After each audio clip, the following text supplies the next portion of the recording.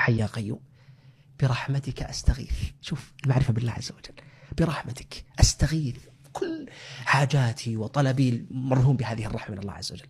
أصلح لي شأني كله. ومن يرغب، من منا لا يرغب أن يكون حاله على حال صلاح؟ أصلح لي شأني كله، علاقتك بزوجتك، علاقتك بأبنائك، علاقتك بأمك، علاقتك بأبيك، علاقتك بإخوانك، علاقتك بدراستك، علاقتك بوظيفتك، علاقتك بتجارتك، علاقتك. أصلح لي شأني كله ولا تكلني إلى نفسي طرفة عين. هذا الدعاء يا حي يا قيوم برحمتك أستغيث، فيما أثر أنه متى يعني يدعو بلسان غير، وهو في أذكار الصباح والمساء كذلك، لكن ما يؤثر به إذا أصاب الإنسان هم، كان خاف من شيء مستقبلا. شعور، ترى أحد الشعورات القلق، ترى اللي عندنا القلق من المستقبل.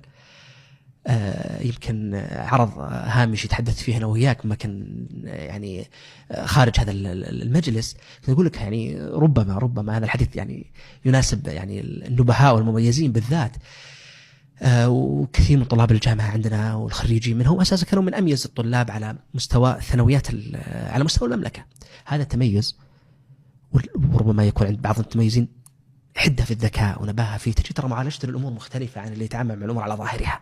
تلقى يفكر كثير وللمستقبل يخطط ويربط ويفصل ويتقدم ويؤخر، ولو صار الخيار الأول بسوي كذا وكذا وكذا وسأمتنع من كذا، وصار الخيار الثاني يحط كل الخيارات في ذهنه. ممكن ذهنه يبدأ تشوش هائل جدا. ليش؟ عنده هذا التدفق الهائل في التفكير، وهذا قد يكون ترى بعض الأحيان سبب ربما حتى عند مختصين ولست أنا مجال فيها، لكنه ربما يسبب كذلك إلى يعني إشكالات ربما تصل إلى إشكال نفسية أو غيرها، يعني هم أعرف بها. لكن الشاهد هذا النبي وهذا الذكي الذي ربما يصل به الأمر إلى أنه مو بس يخطط، لا، هذا التخطيط قد يورث في نفسه قلق، وقلق من المستقبل، وقلق من احتمالات سلبية، وقلق من أشياء يكرهها، وقلق من أشياء لا يريدها، وربما يصيب هذا القلق إلى جملة من الأمراض مثل ما ذكرت قبل قليل.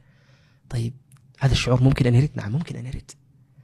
لذلك أحد المعاني الشرعية بعيد عن ربما يصل الإنسان إلى مرض يحتاج إلى معالجة أخرى في نطاقها في طبها النفسي، أو حتى قبل ذلك في معالجة النفسية والسلوكية، لكن قبلها في جملة من المعاني الشرعية.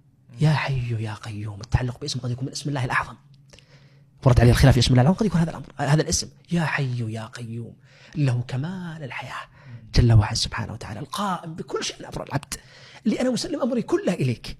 يا حي يا قيوم برحمتك، ورحمتي وسعت كل شيء كما قال الله عز وجل.